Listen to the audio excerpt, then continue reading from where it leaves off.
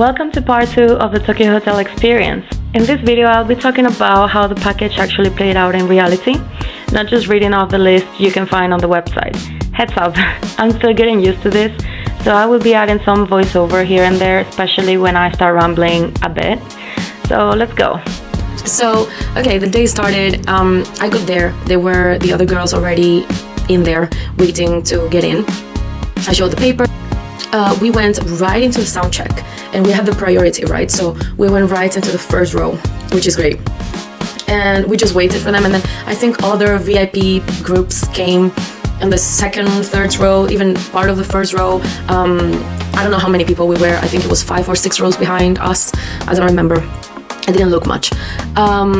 And so then they came and they were dressed regularly, like they were not having their show costumes or the show clothing, and just said hi, hello, how are you guys? Kind of Bill is the first person that you see walking into the stage.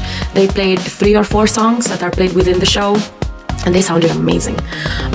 They really did. Yes, it was cool because we got to see already where they would be positioned. And even though I kind of knew because I had been following them through the tour on their Instagram, so I saw the videos of how they were positioned. But anyways, you never know, right? Like different venues, who knows if they change position. So you already know what positions they're gonna be. What I really loved is that right off the bat they started with a sound check. And that honestly helps so much with the nerves. Like you're not just thrown into a meet and greet right away. You get a moment to settle in, and seeing them on stage, that close just kind of grounds you. It all feels like good without being overwhelming. Plus, it's cool to watch them in their element before they're standing right in front of you talking.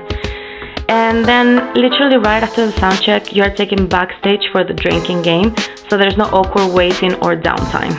It's time for the play, like guess the song in acoustic form.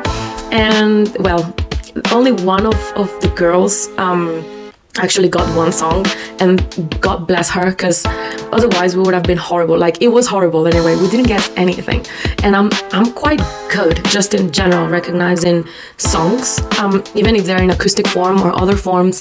But I guess, you know, I'm very rusty on their older stuff because I don't really listen to it anymore. I'm more attuned to their newer stuff. But even then, you know, even then I couldn't guess It Smells Like Summer. Want to ask us if we had any questions. So we dropped a couple of questions. Where your worries are, they're quite chill. I mean, they do this all the time while they're on tour. They've been doing these VIP packages for a while now, so it's not like they don't know what they're doing. This is actually the part where you interact with them for the first time, which is a surreal moment. For this particular day though, I do want to mention that things were a little thrown off because of an issue with the venue. It didn't take away from the experience at all, but it definitely affected how things flowed, and that's what I'm going to talk about now. Feel them at any point, and everybody can just have a bad day, personal life bad day.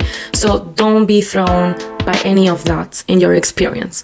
Try to enjoy it for how it is, you know. Don't bring heaviness into the thing, or don't worry, or don't read too much into things, because it has nothing to do with you as a fan or anything.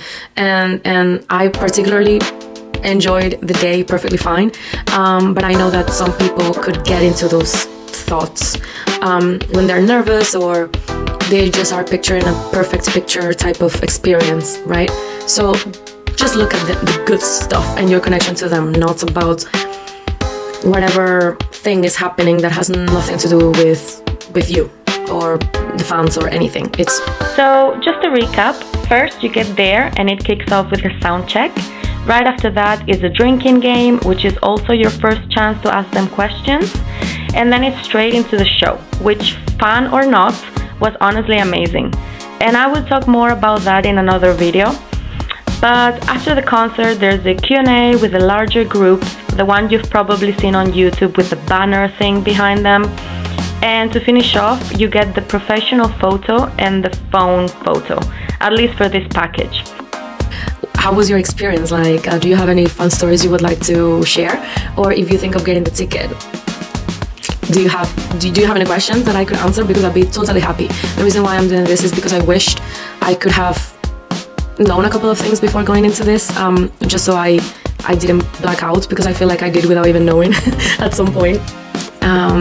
Stay tuned for part 3.